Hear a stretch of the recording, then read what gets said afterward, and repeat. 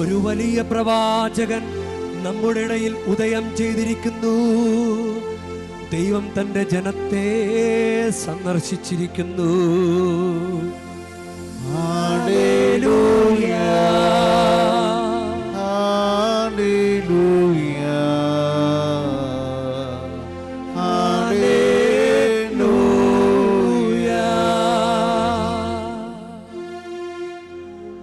കർത്താവ് നിങ്ങളോട് കൂടെ, ആത്മാവോടും കൂടി.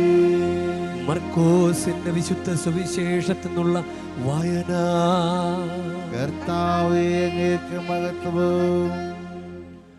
കുറേ ദിവസങ്ങൾ കഴിഞ്ഞ് യേശു കഫർനാമിൽ തിരിച്ചെത്തിയപ്പോൾ അവൻ വീട്ടിലുണ്ട് എന്ന വാർത്ത പ്രചരിച്ചു.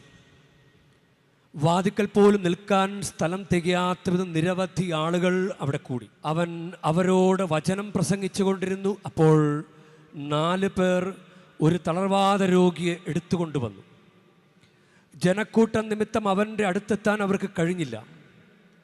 അതിനാൽ അവൻ ഇരുന്ന സ്ഥലത്തിൻ്റെ മേൽക്കൂര പൊളിച്ച തളർവാദ രോഗി അവർ കിടക്കയോടെ താഴോട്ടിറക്കി. അവിടെ വിശ്വാസം കണ്ട് യേശു തളർവാദ രോഗിയോട് പറഞ്ഞു, മകനെ, നിന്റെ പാപങ്ങൾ ക്ഷമിക്കപ്പെട്ടിരിക്കുന്നു.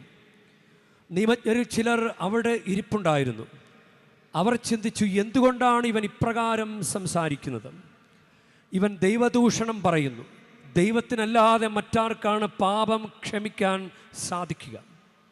അവർ ഇപ്രകാരം വിചാരിക്കുന്നത് മനസ്സിലാക്കി യേശു അവരോട് ചോദിച്ചു, എന്തുകൊണ്ടാണ് നിങ്ങൾ ഇങ്ങനെ ചിന്തിക്കുന്നത്? ഏതാണ് എളുപ്പം, തളർവാദ രോഗിയോട് നിന്റെ പാപങ്ങൾ ക്ഷമിക്കപ്പെട്ടിരിക്കുന്നു എന്ന് പറയുന്നതോ, എഴുന്നേറ്റ് നിന്റെ കിടക്കയും എടുത്ത് നടക്കുക എന്ന് പറയുന്നതോ? എന്നാൽ ഭൂമിയിൽ പാപങ്ങൾ ക്ഷമിക്കാൻ മനുഷ്യപുത്രന് അധികാരമുണ്ടെന്ന് നിങ്ങൾ അറിയേണ്ടതിന് അവൻ തളർവാദ രോഗിയോട് പറഞ്ഞു, ഞാൻ നിന്നോട് പറയുന്നു, എഴുന്നേറ്റ് നിന്റെ കിടക്കയും എടുത്ത് വീട്ടിലേക്ക് പോവുക. തൽക്ഷണം അവൻ എഴുന്നേറ്റ് കിടക്കയും എടുത്ത് എല്ലാവരും കാണുകെ പുറത്തേക്ക് പോയി. എല്ലാവരും വിസ്മയിച്ചു. ഇതുപോലൊന്ന് ഞങ്ങൾ ഒരിക്കലും കണ്ടിട്ടില്ല എന്ന് പറഞ്ഞ് അവർ ദൈവത്തെ മഹത്വപ്പെടുത്തി. കർത്താവിൻ്റെ സുവിശേഷം. ക്രിസ്തുവേ, അങ്ങേക്ക് സ്തുതി.